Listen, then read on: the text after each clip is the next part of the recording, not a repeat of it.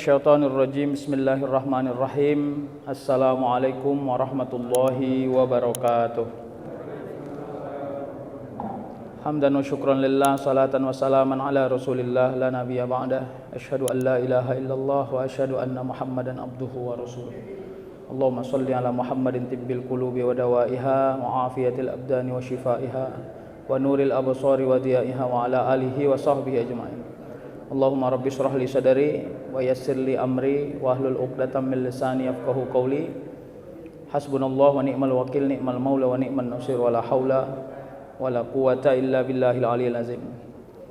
Hari ini ada guru kita semua di sini, guru saya juga, Ustadz Dr. Iqbal Irham. Sebenarnya saya tidak berani, kalau saya masih merayu beliau, kalau enggak beliau di sinilah. Ustadz, kalau enggak Ustadz lah yang mengisi saya. Wallahi saya khawatir. Beliau ini guru saya, Pak. Benar-benar saya pernah masuk ke kelas beliau dan saya menjadi murid. Jadi mudah-mudahan takzim saya kepada beliau, saya mohon maaf bila mana ada yang salah. Kiranya hari ini menjadi bagian dari rezeki bagi saya ada hadir guru kita di sini. Mudah-mudahan nanti kalau beliau berkenan di sela-sela waktu beliau duduk di sini, separuh saya, separuh beliau misalnya, kalau beliau berkenan, alhamdulillah. Sudah ada.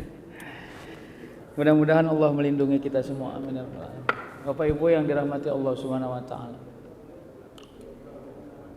Yang kita syukuri dalam hidup ini adalah kemampuan kita untuk menjauhkan diri dari kejahatan, dosa.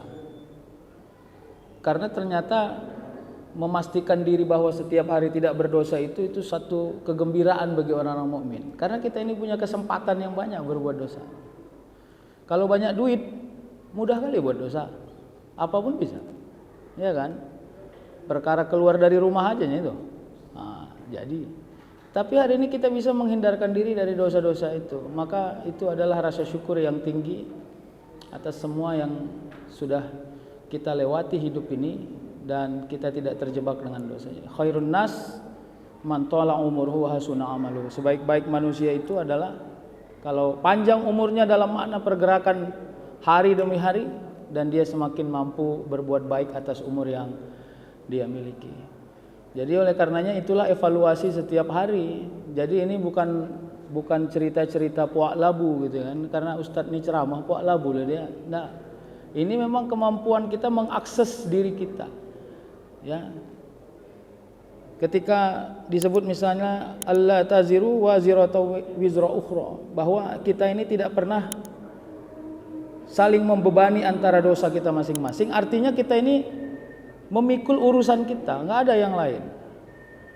Jadi kalaupun misalnya hadir hari ini ke masjid, lalu kita bisa melaksanakan berjamaah, maka itu sebagai sebuah kepentingan bagi diri kita dalam konteks keimanan kita. Karena iman itu aksesnya amal. Amal itu aksesnya istiqomah. Jadi semua orang beriman ditanggungjawabkan kepada dirinya untuk beramal.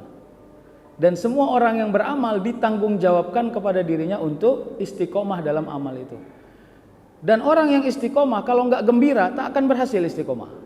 Jadi kalau dalam diskusi-diskusi yang jauh lebih filosofis misalnya, ada orang bilang sholat itu tipenya kepada diri kita, apakah dia sebagai perintah atau kewajiban. Tapi ini juga nggak penting sebenarnya membahas ini. Kalau dia perintah, maka memang sifat dasarnya sholat itu perintah, karena dia syariah. Tapi begitu perintah itu tertuju kepada diri kita secara pribadi, maka dia harus dirubah mindsetnya menjadi sebuah kewajiban. Nah, nanti kewajiban itu juga akan berubah lagi menjadi sebuah kemestian, karena kemestian itu di dalamnya ada rasa menikmati, rasa gembira, mendapat output. Karena tipenya akal manusia ini, Pak, dia tidak akan mau melakukan sesuatu kalau nggak bermanfaat untuk dirinya. Itu tipenya berpikir manusia. Kenapa kita makan? Karena makan itu menghasilkan kenyang. Kalau makan tidak menghasilkan kenyang, pasti banyak orang yang muak makan. Ya, asik makan aja pun peninggal ya, Pak. Kira-kira gitu. Tapi saya tidak berhasil menemukan orang yang capek makan. Ya, ketemu sama orang umur 70-an tahun, Bapak Nggak capek makan Pak, udah 70-an tahun makan terus. Nggak ada yang capek Pak. Karena makan itu berhasil kita akses manfaatnya kepada diri kita. Sama kayak sholat. Siapa orang yang capek sholat? Yang tak berhasil merasai manfaat daripada sholat, maka dia capek. Nah, mencapai itulah ya, kalau Ustadz Dr. Iqbal Irham guru kita menyebut dalam teorinya rasa ruhani. Saya diam-diam belajar dengan beliau karena pada termasuk ceramah yang saya tonton di YouTube-nya Bumi Yasir ini, ceramah beliau yang ada yang terakhir itu yang maghrib ya, itu saya tonton itu karena kita harus belajar dari manapun. Mudah-mudahan yang saya sampaikan ini juga bagian dari apa yang beliau sampaikan karena saya mengikut daripada apa yang beliau sampaikan. Hari ini saya mau bahas tentang orang yang melampaui batas. Ya. Jadi ada juga satu ayat ya, penutup ayat, innallaha la yuhibbul mu'tadin. Jadi kalau dalam Al-Alaq itu, kalla innal insana la yatgha. Ya, sekali-kali tidak, sesungguhnya manusia itu suka melampaui batas. Innallaha la yuhibbul mu'tadin juga konteksnya sama. Allah enggak suka kepada orang yang melampaui batas. Secara filosofis, apakah mungkin manusia bisa melampaui batas? Secara zahir, iya. Secara takdir tidak. Kenapa? Karena semua sudah diatur oleh Allah, kira-kira gitu. Tapi manusia itu diberikan kekuatan untuk memilih, yaitu tadi. Begitu kita punya kemampuan untuk melakukan A, B dalam waktu yang bersamaan, A dianggap baik, B dianggap tidak baik. Pertanyaannya kau melakukan apa? Nah, ini yang sulit nih. Ya kan? Karena bertahan untuk tidak melakukan yang jahat itu prestasi, bertahan untuk tetap melakukan yang baik itu prestasi, menjernihkan niat dan tujuan pada perbuatan yang baik itu prestasi. Jadi tipenya bisa beragam, kira-kira gitu. Bagaimana manusia melampaui batas? Banyak, Pak. Bukan hanya pada urusan yang besar, tapi mulai pada urusan yang kecil, ya kan? Awak punya sapu lidi, awak sapu halaman awak, udah selesai, awak tenggekkanlah sapu lidi itu di samping rumah awak. Datang tetangga tak minjem-minjem, dibantainya aja pakai, ya. Udah pahamnya dia tuh, kira-kira gitu ya. Bantainya sebulan, 2 bulan, 3 bulan, lapuk lah sapu lidi itu. Awak buanglah. Besoknya ditengoknya nggak ada lagi sapu lidi itu. Langsung dia komentar, baru sapu lidi udah dirondok-rondokkan, lah. Percuma lah rumah besar aku kalau jadi kayak dia nih, padahal udahlah dia yang pinjam sapu lidi awak berbulan-bulan lagi itu, bukan 1 hari 2 hari. Perkara 1 hari ndak nampak sapu lidi, langsung awak digosipinya sekampung. Akhirnya orang sekampung paham kalau awak suka merondok-rondokkan sapu lidi awak. Itu juga konteksnya melampaui batas. Makanya setiap berita yang engkau dapat kepada sesuatu yang mengkhawatirkan hatimu tentang kebenarnya harus tabayun sebenarnya. Wah, mana sapu wak kemarin tuh? Alah, udah rusak. Besok aku beli ya. Kan enak kan? Ini enggak nanya-nanya. Langsung aja dibantainya, dibilangnya bahwa awak pelit kali gara-gara enggak mau pinjamkan sapu lidi. Kira-kira gitu ya. Yang kedua, datang dia ke rumah awak, pinjamlah dulu uangmu 2 juta. Dikasih 1 juta. Begitu keluar ngomel juga. Percuma rumah besar, ngasih pinjam cuma 1 juta. Aku jujur aja, ini terakhir kali lah aku minjamnya. Aku enggak mau, alam. Udah dikasihnya pinjam, ya kan? Perkara enggak sesuai aja jumlahnya. Manalah pula bisa awak menghakimi berapa harus dia kasih pinjam. Enggak ada hubungannya dengan rumahnya sebesar mana. Itu hubungannya dengan keikhlasannya, kemauannya memberi pinjaman, ya kan? Jadi enggak ada hak kita untuk menghakimi orang di sana. Nah, ini juga konteksnya melampaui batas. Ya. Bapak Ibu, udah selesai musim istri membunuh suami. Sekarang musimnya menantu mencintai mertua. Ini juga agak ngeri, nauzubillah. Jadi ini juga layat gho ini, Pak. Kita ini suka melampaui batas pada urusan yang banyak sekali. Jadi penyakit kita ini penyakit aneh sekarang. Ya, inilah kenapa akhirnya menjadi yakin kita, kenapa fikih-fikih klasik yang dibuat para ulama kita dulu memberi apa ya? Safety, bahwa interaksi di rumah itu harus berbatas, tidak bisa elastis, tapi nggak boleh kaku, karena kaku itu membuat suasana tidak menarik. Paham nggak kira-kira? Ini saya sederhanakan aja bahasanya supaya enak nih ya. Ya, kalau saya dibilang akal-akal jahatnya itu karena udah banyak kali kejadian itu. Satulah ditunjukkan Allah. Nah ini tunjuk. Ya, nauzubillah, dijauhkan Allah kita dari semua yang jelek. Makanya kenapa fikih mengatakan kalau anak sudah dewasa masuk ke kamar orang tua harus ketok pintu dulu. Kalau tidak dibuka jangan masuk. Ini kan dibilang, nah ini terlalu lebay kali fikih seperti ini. Nah, enggak. Karena sudah dijangkau kira-kira akan terjadilah di mana akses orang tentang syahwatnya terlalu dominan sehingga dia tidak lagi mampu mengakses sesuatu yang lurus dan dia tertarik pada sesuatu yang bengkok-bengkok. Wah, jadi kalau saya bilang nanti suatu saat akan ada manusia yang suka kepada hewan, hati-hati Pak. Hari ini insya Allah tak ada dan mudah-mudahan di kemudian hari tak ada. Tapi ini juga menjadi mengerikan. Makanya bagaimana? Ya kita perbaikilah diri kita Pak. Itulah orang yang melampaui batas. Ya boleh nggak mertua menyulangi menantunya? Kalau saya bilang nggak perlulah. Perlu, lebay kali rupanya itu. Apa itu? Ya kan disulanginya anaknya. Sini makan, kalau nggak disulangi nggak makan ini dari dulu nih istrimu ini dari dulu nih kayak gini ya, gitulah ya kan sulanginya. Kau sini juga duduk sini, sulangi. Nggak perlu lah, biasa-biasa aja, ya kan. Tadi siang saya ada kajian, ada yang nanya, Ustadz, kalau mertua menyuruh menantunya kusukkan badannya boleh nggak? Wah ini lagi. Kau carilah tukang kusuk yang lain, kenapa harus menantumu yang kusuk?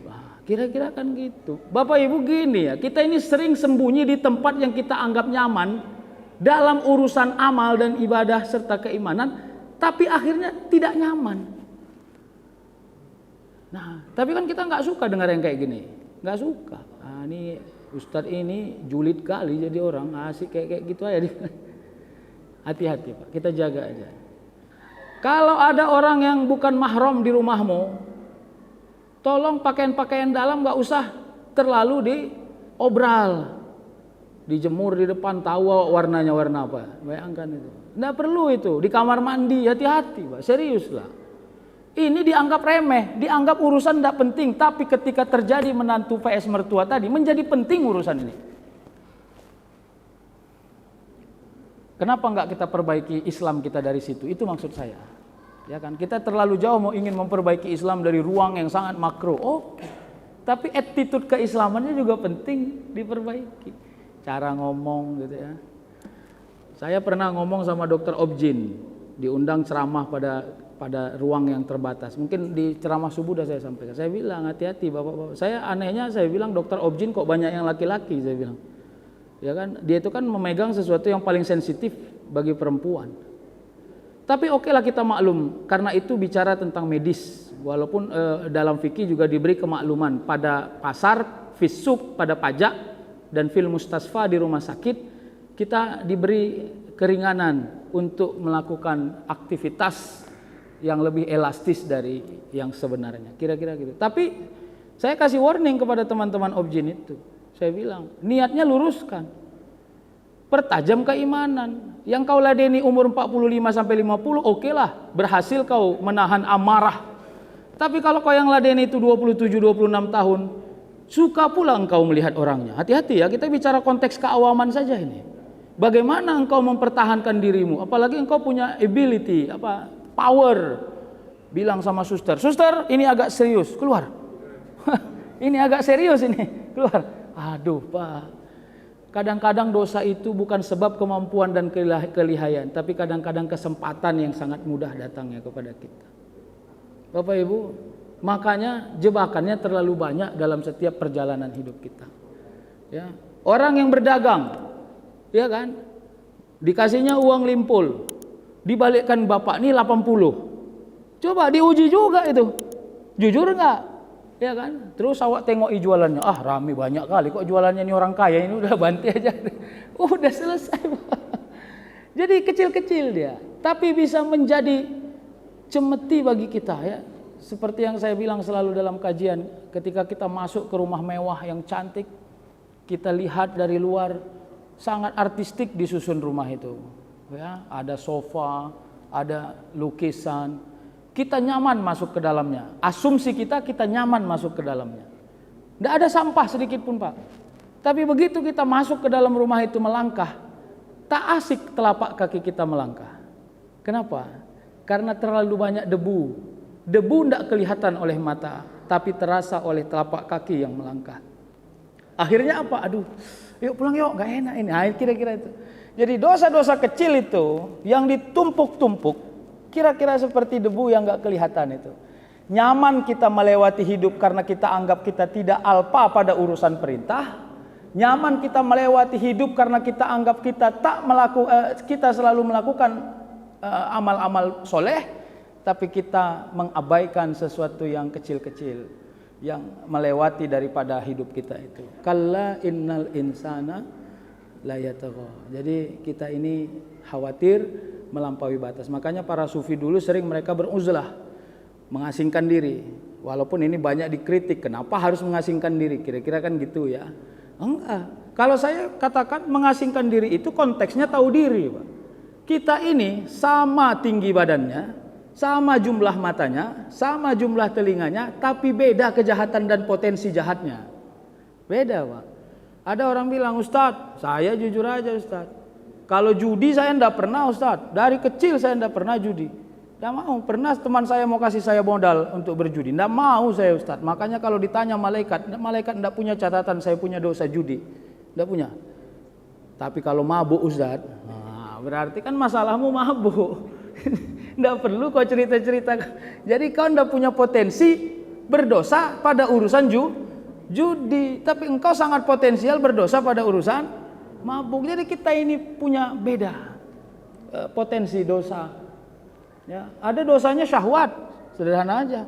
Bagaimana? Maka sunnah hukumnya bagi orang yang seperti ini untuk terus membatasi pandangan. Karena dia untuk mengatur orang supaya sesuai dengan pandangannya nggak bisa. Maka caranya adalah ya, membatasi akses pandangan. Kira-kira kan begitu. Bagaimana? Berjalanlah engkau ke tempat yang kau yakini engkau tidak terusak keimananmu pada ruang yang kau jalani. Makanya selalu dibilang itu, ini saya ulang-ulangi juga. Ya, bapak-bapak diajak ke pajak enggak mau, biar aja Bu, ya. Karena mereka tahu diri itu enggak mau dipajak. Di pajak itu banyak manusia aneh. Ya, pakaiannya aneh, tingkahnya aneh. Aneh semua. Jadi kalau dia hanya nonggok saja di depan parkir, maklumi saja, enggak usah tanya, papa enggak cinta lagi sama mama ya. Enggak penting itu enggak ada teorinya itu. Ya, dulu papa bilang kemana mama pergi, papa mau kawan nih. Sekarang mau masuk pajak aja enggak mau. Alah. Nanti kalau dibilangnya matanya jahat, marah pula dirimu. Jadi pula pertempuran antara. Jadi janganlah, udah. Kita anggap saja bahwa dia sedang menjaga dirinya.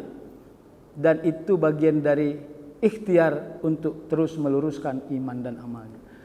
Yang kedua, di ayat 7-nya, di Al-Alaq itu Allah sebut ar-ra'ahus taghna. Jadi salah satu karakter manusia itu adalah merasa ghani, cukup ya, merasa mandiri, sehingga dia tidak penting bergantung kepada siapapun termasuk Allah. Nah ini menjadi sulit nih Pak. Jadi untuk mendeteksi ini sebenarnya kita boleh kasih pertanyaan-pertanyaan secara acak. Misalnya gini ya, ada anak atau cucu yang berprestasi, itu kita tanya, kakak juara 1 ya? Iya, waduh, coba ceritakan sama mama kenapa bisa juara 1. Terus dia bilang, ini mah kalau kakak pagi belajar mah, menghafal mah, terus kakak nggak lupa minum susu mah, nggak lupa makan vitamin mah, nggak lupa ini, nggak lupa ini. Oke, itu benar semua. Tapi kalau di dalam cerita kenapa dia bisa berhasil itu ndak ada ketemu tentang taat dan tunduknya kepada Allah, ar-ra'ahus taghna. Dia berusaha memutus tali kebergantungan kepada Allah Subhanahu wa taala, dan itu problem kepada urusan keimanan orang secara personalistik. Bahaya itu. Jadi kalau kita sudah tidak berhasil merasai ketaatan dan kesalehan kita ini ada hubungannya dengan kemudahan yang didatangkan Allah, kita ini sudah mulai melepas kebergantungan kepada Allah. Makanya ini harus kita ingat-ingatkan. Kak, walaupun kakak belajar kuat, kalau enggak Allah yang kasih mudah, sulit kak. Allah buat kakak bisa bangun jam 5. Kalau coba dibuat tidur terus, kayak mana itu? Kira-kira gitu. Maksudnya memberi narasi-narasi untuk tetap ada keterlibatan keimanan dan ketaatannya kepada Allah dalam setiap prestasi yang dia dapatkan. Itulah cermin orang yang tunduk di hadapan Allah SWT. Ar-ra'ahu istaghna, ya, pada urusan harta juga begitu. Yang khawatir kita ketemu pada generasi yang suka ngomongnya begini. Ustadz, kalau Ustadz bilang saya harus sholat supaya saya banyak rezeki, saya jujur aja nih, 2 bulan ini saya nggak ada sholat, banyak kok harta saya tengok nih. Wah, ini hati-hati Pak, ya. Jadi menurut saya Ustadz, nggak ada hubungannya kayak yang Ustadz bilang itu, nggak ada itu katanya. Kalau Ustadz bilang saya nggak baik karena sholat, tengok tanya nih orang sekampung nih, siapa yang bantu orang di sini? Nah, kan Ustadz bilang inna sholata tanha anil fahsyai wal munkar. Saya kelihatannya nggak jahat. Tanyalah orang kampung nih kalau Ustadz nggak percaya. Oh iya, kepada manusia kau tidak jahat, kepada Allah kau jahat. Sedangkan Nabi Adam saja diturunkan ke muka bumi langsung doanya Rabbana zolamna anfusana. Dia tahu diri Pak. Sebenarnya kalau Nabi Adam mau pakai hak tanya, karena dia Nabi harusnya dia bisa nanya sama Tuhan. Ya Allah, berilah saya reasoning. Kenapa saya harus turun langsung ke bumi? Kenapa tidak diturunkan ke surga yang agak kecil, kira-kira gitulah ya, sebagai bukti, sebagai bentuk hukuman lah. Kenapa langsung dari surga langsung ke bumi? Tapi Nabi Adam tidak pakai hak tanya itu. Dia langsung mengklaim dirinya sudah menzalimi dirinya sendiri. Ya, zalamna anfusana itu adalah ketidakmampuan dirinya mengelola dirinya sendiri untuk bisa istiqomah pada perintah yang sudah diperintahkan dan meyakini bahwa perintah itu tidak simbolik, tapi perintah itu menjadi sesuatu yang sangat penting bagi diri kita. Bapak Ibu yang dirahmati Allah Subhanahu wa taala. Jadi sebenarnya adalah pertama kemampuan kita istiqomah pada semua amal. Yang kedua, meyakini ada output dan outcome dari semua keistiqomahan itu. Jadi ini sholat ini enggak simbolik ini Pak. Kalau kita masih merasa ini simbolik, kenapa kau ke masjid? Nanti dibilang orang tuh jarang aku ke masjid, makanya aku ke masjid. Aku nih jujur aja, nggak enak aja aku sama orang komplek nih. Kalau enggak, wah, di komplek ini nggak ada, tenang, aman. Komplek ini udah zona aman semuanya. Tapi saya mau katakan, berhentilah menghakimi orang, udah gitu. Udah. Tapi mengingatkan tidak boleh berhenti, menghakimi harus berhenti, ya kan? Masuk ya, ada sengkleh kok kan, makanya masuk ke masjid. Kalau belum sengkleh nggak mau kok masuk masjid. Nggak perlu itu kalimat jahat itu, jangan jahat. Nggak boleh mengucap sesuatu yang niat kita baik, tapi ternyata memberi aspek yang tidak baik. Sama istaghna itu ya. Jadi katanya gini, ketika engkau bercerita kepada seseorang, apa niatnya? Memberitahu orang yang belum tahu. Oke, mengingatkan orang yang mungkin dia terlupa. Oke, itu lurus itu Pak, dan harus itu. Nah yang ketiga, meyakinkan orang yang tidak tahu atau yang lupa tadi bahwa yang disebutkan atau yang disampaikan ini harus dia kerjakan. Nah yang ketiga ini yang rumit itu. Karena kita menyangka sudah selesai urusan kita kalau sudah memberitahu. Itu aja problemnya. Ya kan? Makanya kenapa cara kita memberitahu selalu saja selebor. Tahu selebor Pak? Selebor itu bahasa Medan itu. Itu ini kebetulan lagi online. Di online tanya nih, Ustadz ini orang mana nih? Saya orang Medan. Kira-kira gitu. Udah biar tahu orang semua. Selebor itu tahu, omongannya acak adut aja gitu. Udah jelek, miskin, nggak mau sholat, mau jadi apa kau? Kalimat ini nggak menarik Pak. Kalau kita mau nyuruh dia sholat, nggak perlu ada miskinnya, nggak perlu ada jeleknya. Karena itu menghakimi orang, mendiskriminasi orang. Akhirnya orang yang disuruh sholat itu semakin nggak mau sholat. Karena dia menganggap sudah diintervensi oleh kalimat yang kita ucapkan.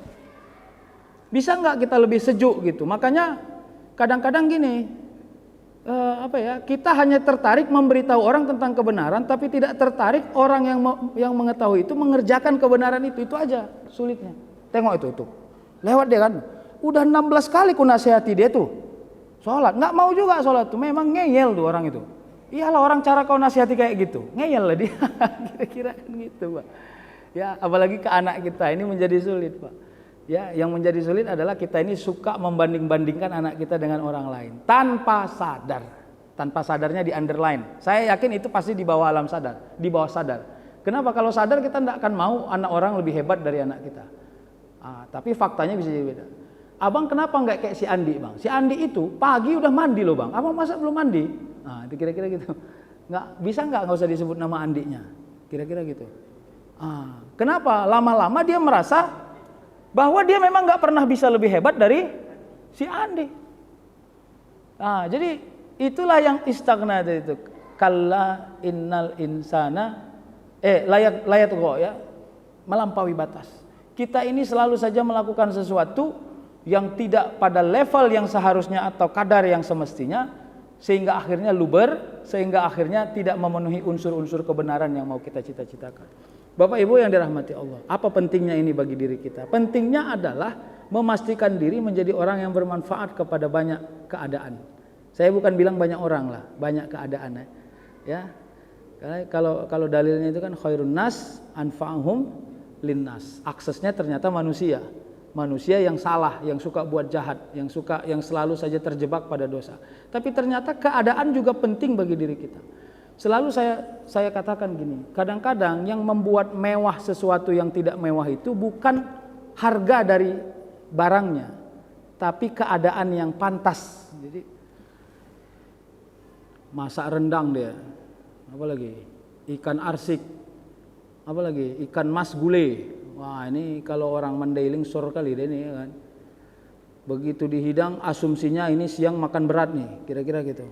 Tapi atas izin Allah mulai dari subuh dibuat hujan, mendung, ya kan? Akhirnya apa kata suami kepada istri, "Mah, masak mie instan lah mah, yang pedas. Ya, kasih telur ceplok." Lewat itu, Pak. Rendang itu lewat, arsik itu lewat, gulai ikan mas itu lewat. Ternyata mewah saat itu adalah mie instan yang diceplok telurnya. Nah, sekarang yang membuat mewah itu harga makanan atau keadaannya. Kadang-kadang kita ini dibuat Allah mewah justru bukan tentang barang yang kita miliki, tapi keadaan yang Allah sempurnakan. Ya kan? Pulang awak ke rumah, berondok semua anak awak. Gak ada yang nyambut. Dengar suara motornya, pulang ayah. Diam. Berarti kan gak suka dia awak pulang. Ya kan? Tapi kalau pulang dia rame rumah tuh, ayo pulang, merdeka. Kira-kira. Berarti ada sesuatu yang dirindui dari diri kita. Nah, ternyata itu yang gak bisa kita bohongi tentang seberapa hebat nilai kita di hadapan banyak orang. Nah, hati-hati. Dan orang lain sering tanpa kita sadari berpengaruh untuk memberi grade kita di hadapan Allah Subhanahu wa taala. Berpengaruh. Makanya akses husnul khotimah itu selain dari kemampuan menjaga amal dan ibadah serta keimanan secara konsisten adalah kemampuan kita untuk meyakini kepada banyak orang bahwa kita adalah orang baik, bukan ecek-ecek baiknya, tapi baik yang memberi manfaat kepada banyak orang. Jadi inilah yang harus kita perjuangkan terus di dalam kehidupan kita, sehingga nanti orang mengukur kita bukan tentang apa yang kita sebutkan, tapi tentang apa yang sudah kita lakukan kepada banyak orang. Bapak Ibu yang dirahmati Allah. Nah, apalagi yang kita sebutkan pada ayat 8-nya Allah sampaikan inna ila rabbikar ruja'ah. Jadi sebenarnya itu tempat kembalinya. Ketika Allah sebut ruja'ah sama seperti ketika Allah menyebut inna lillahi wa inna ilaihi roji'un, berarti pulang. Pulang yang menggembirakan. Nah, ini istilahnya guru kita juga Dr. Iqbal. Sebenarnya harus belajar kita bagaimana pulang yang menggembirakan. Pulang itu nggak boleh sedih. Kenapa? Karena semua orang pulang pasti akan gembira. Ya kan, Pak? Begitu kena lonceng di sekolah kan nggak ada orang yang nangis di kelas. Semua mengucap hore, Pak. Hore. Apalagi les terakhir tidak masuk gurunya, itu surga dunia itu, Pak. Bapak fisika nggak masuk, wah lompat satu kelas, Pak. Kenapa? Sudah waktunya pulang. Nah, bagaimana pulang yang menggembirakan itu? Nah, disinilah perlu penajaman terhadap ilmu yang terus menerus. Maka orang-orang yang menjadikan hidupnya sebagai jalan amalnya, tak ada yang tidak percaya diri pulang. Semua akan percaya diri untuk pulang. Terus ketidaksiapan orang-orang tentang kepulangan kita. Nah, ini juga menjadi PR, Pak. Makanya saya punya pendapat bahwa kalimat allazina iza asobathum musibah qalu inna lillahi wa inna ilaihi rojiun. Ayat itu sebelumnya kan bicara tentang Allah memberi banyak ujian kepada manusia ya. Wa naqsim minal amwal wal anfus was samarat. Lalu Allah sebut wabasyiris sabirin. Maka konteks musibah itu kepada siapa sebenarnya? Kepada orang yang ditinggalkan, bukan kepada orang yang meninggal. Yang meninggal itu tidak mampu mengakses musibah. Namanya udah meninggal ya. Nah, tentang ujian kepada dirinya, dia sudah masuk pada bab alam berikutnya yang kita tidak berhasil mengakses itu sebelum kita mengalaminya. Tapi musibah itu cenderung dominan kepada orang yang ditinggalkan, kepada anak karena orang tuanya wafat, kepada istri kalau suaminya wafat, kepada suami kalau istrinya wafat. Kira-kira gitu. Siap nggak mereka menerima keadaan yang baru? Karena selama ini mereka sudah digembirakan dengan keberadaan kita selama ini. Maka mereka harus siap. Apa teorinya? Inna lillahi wa inna ilaihi rojiun. Ya, walaupun kalau dalam konsep yang lebih luas, bahkan dalam keadaan yang bukan kematian, ketika kita menganggap itu satu musibah kepada diri kita, kita harus mengakses kalimat itu sebagai kalimat keimanan kita. Inna lillahi wa inna ilaihi. Tapi kalau datang kita ngunjungi orang sakit, awak bilang inna lillahi wa inna, marah juga dia itu, Pak. Mak, kawan, ini didoakannya juga aku mati nih.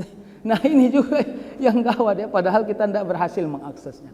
Apalagi Bapak Ibu yang dirahmati Allah, sama seperti sikap hidup kita di tengah-tengah banyak manusia. Jadi saya mengajak kita semua, pertama, tidak terlalu tajam menghakimi orang yang bukan diri kita. Jadi kalau istilah anak muda itu kepo. Tahu kepo, Pak? Pengen tahu aja semua urusan orang, ya kan? Lebih tahu dia lagi berapa gaji awak dibanding awak sendiri. Bapak nih, Pak, kalau kuhitung-hitung, nggak mungkin Bapak punya mobil nih, nggak mungkin. Aku udah kuhitung-hitung, Bapak kerja di sini kan, coba. Ya gitu. Kok kau pula yang menghitung gaji saya? Kira-kira gitu. Jadi saya meyakini mobil Bapak ini dari harta yang haram ini. Lama disimpulkannya pula, Pak. Aturannya nggak usah ada kesimpulan. Biarlah dia memberi narasi, ya kan?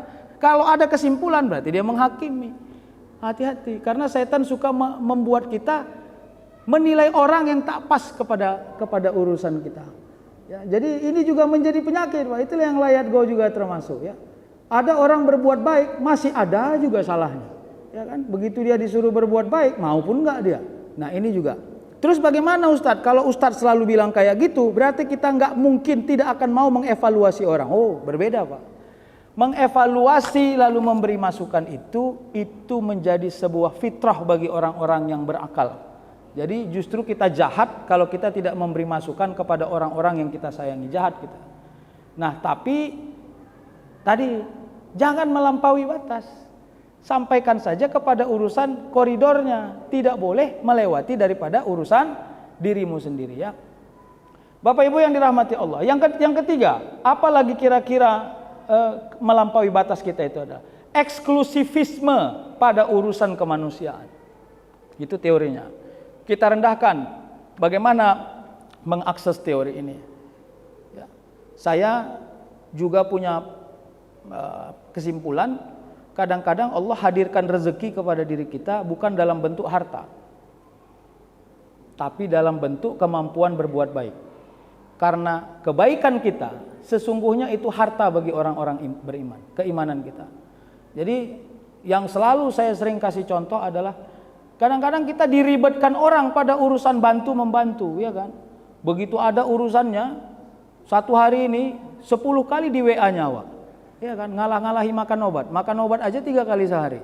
Dia mau WA awak 10 kali sehari, minta tolong bang, ini hanya abang yang bisa nolong bang, kalau enggak aku jujur bang, tolong bang, awak tolonglah, ya kan, lobi sana, lobi sini, mudahkan urusan, selesai urusan, awak sampaikan berita gembira bahwa urusannya sudah selesai, udah, habis itu la salam, wala kalam, ya, bye bye, selesai, dia hanya balas, ya, kasih emocion, ya, apa, gambar orang senyum, sama gambar telapak tangan yang begini. Masuk pada WA, udah selesai Pak. Sakit hati awak merasa tidak seimbang ucapan terima kasihnya dengan pertolongan yang awak kerjakan. Ini orang, enggak, udah berhenti. Karena kalau kau lanjutkan, kau akan sampai kepada ujung. Ini orang, kalau biar tahu ini. Ini neneknya pun dulu numpang ini di rumah nenekku. Udah cerita pada tahun 1937. Waktu itu masih banyak penjajahan terjadi di muka bumi ini. Tapi kalau kita berhenti sampai di situ, apa yang terjadi? Ya Allah, berikan saya kekuatan untuk menikmati, bisa membantu orang lain. Sampai di situ, berhentikanlah saya untuk mencari tahu, mendapati timbal balik daripada apa yang sudah saya kerjakan. Nah, kalau dia ucap terima kasih, anggap saja bonus. Kalau diantarnya roti ke rumah, anggap juga bonus. Sudah tinggal gitu aja. Jadi tidak perlu melampaui batas. Nah, inilah maksud saya akses kebaikan kita. Kadang-kadang kita direpotkan orang yang kadang-kadang juga bukan keluarga, bukan saudara, tetangga juga bukan, hanya pernah satu angkot saja dulu. Kebetulan disimpannya nomor awak, kan gitu kan. Nah, Bapak Ibu, itu penajaman karakter memahami rezeki menurut saya begitu. Jadi memudahkan urusan orang, tidak menyulitkan semua yang seharusnya bisa dimudahkan. Mudah-mudahan itu menjadi akses kepada amal kita. Karena nanti ada saatnya kita ini disulitkan Allah berbuat baik. Sulit, Pak. Mau nyumbang duit nggak ada, mau nolong orang awak udah pensiun ya kan, awak telepon kepala dinas tuh untuk nolong orang. Apa kata kepala dinas tuh? Siapa kali wak nih udah pensiun masih kreak juga katanya. Coba, nggak ada lagi kemampuan kita, udah habis akses kita, habis. Nah, saat itu pertajam amal yang bersisa. Nah, jadi gitu Pak, ya kan. Waktu awak buat arisan di rumah awak, digemboknya kah pagarnya Pak? 5 gemboknya, 1, 2, 3. Dibuatnya pula, awas ada anjing galak katanya. Dibuatnya tempel situ. Enggak boleh parkir. Padahal tahulah awak berkomplek, awak juga berkomplek nah. Ya kan, semana kalilah komplek tuh. Mau enggak mau kereta tamu awak pun parkir juga di samping rumah awak. Ya kan? Enggak mau dia. Begitu giliran dia yang buat arisan, buka pagarmu, enggak apa-apa. Buat, silahkan parkir gratisen buat gitu. Alhamdulillah. Karena memang hanya begitu cara kita berbuat baik. Karena tidak semua orang kita berharap bisa berbuat baik kepada kita. Tidak bisa. Nah, maksud saya kita yang berkomplek-komplek ini kayak gitu aja amal kita. Nggak usah jauh-jauh. Memudahkan urusan orang, memaafkan, memaklumi. Kalau ada orang yang sakit, doakan. Jangan doanya ecek-ecek, ya kan? Ya Allah, sembuhkanlah dia. Mampus kau ada sakit kau kan. Ya Allah. Jadi beda ucapan di mulut, beda pula ucapan di hati. Nah, samakan persepsinya. Sampai yang terakhir, ya. Sampai yang terakhir. Semua kebaikan itu lalu orang meyakini kebaikan itu datang dari hati yang paling ikhlas yang kita lakukan. Maka orang merubah asumsi selama ini kepada diri kita. Nah, saat itu orang akan berbaik sangka. Dan baik sangka orang kepada kita mahal harganya. Mahal. Nah, jadi inilah yang kita mau cari Pak. Ini yang kita mau cari. Jadi ada orang bukannya pengurus masjid dia, ya kan? Ditengok dalam struktur BKM nggak ada namanya. Tapi begitu masjid jalan-jalan sewa mobil pariwisata, kalau tak ikut kawan nih tak suruh orang satu masjid nih. Hati-hati. Wak mana ikut?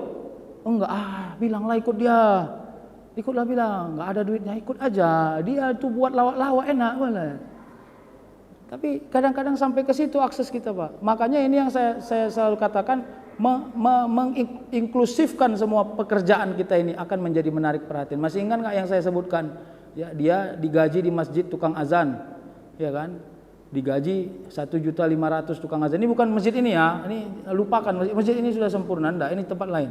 Udah, tapi asal buat teh manis dia enak kali teh manisnya. Dia pernah lah ada pengajian dia buat teh manis satu masjid. Jadi udah sebulan nih asik dia aja yang buat teh manis. Lama-lama komplain lah dia. Begitu disuruh buat teh manis Jumat berikutnya, bulan berikutnya, bilangnya lah sama ketua BKM masjid yang lain.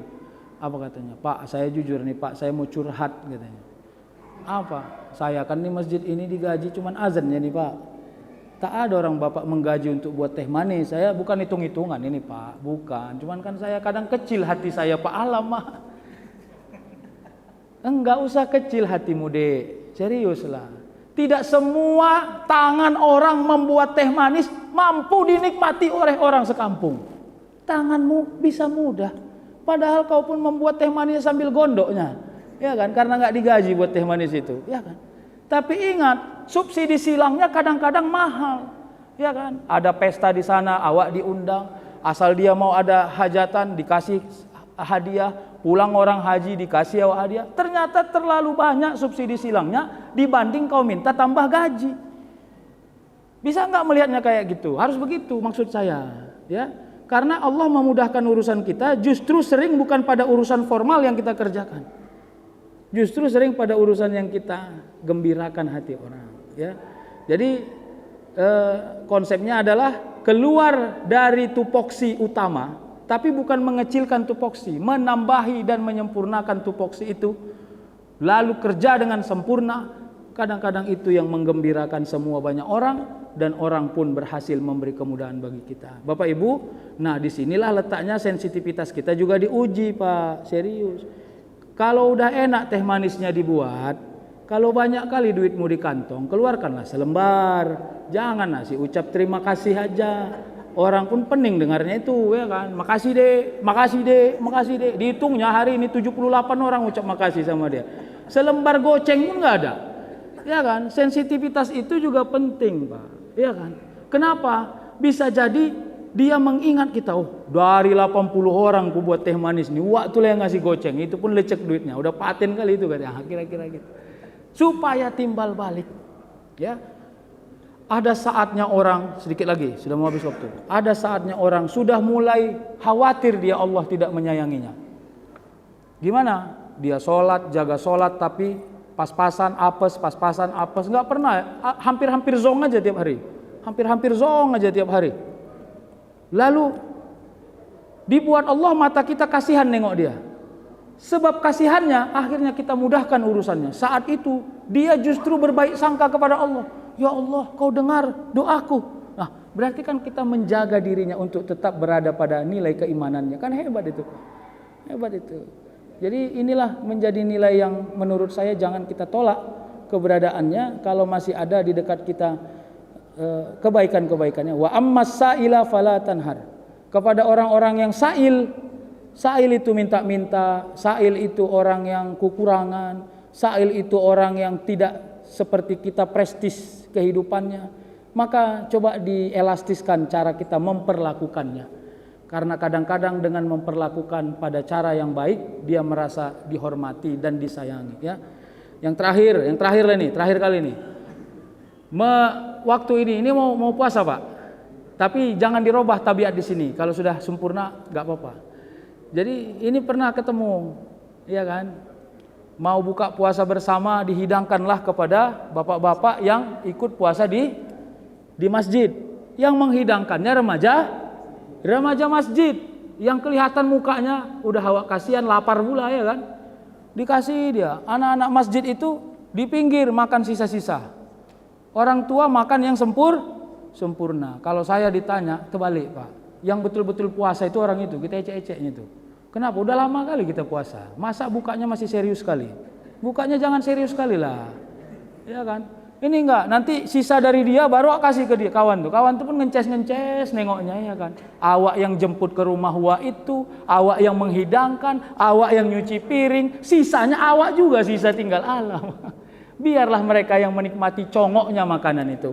Kenapa? Potensi naik gula darah masih kecil, potensi kolesterol masih kecil, asam urat juga kecil. Biar mereka yang bantai Pak, kita yang ecek-ecek aja Pak. Yang penting kita duduk berbuka puasa bersama, silaturahim, ikut berjamaah di masjid, itu rezeki kita pada saat berbuka puasa di masjid. Panganan yang sempurna biar mereka yang melahap kepada orang-orang yang masih muda, apalagi kelihatan kurang gizi. Saya kira itu dulu lah ya. Terima kasih. Saya doakan Bapak Ibu semua dalam keadaan sehat walafiat, ya, diberi keistiqomahan, ya, keimanan yang kuat, dan diberi keluasan rezeki serta selalu dalam kemudahan dari Allah Subhanahu wa taala.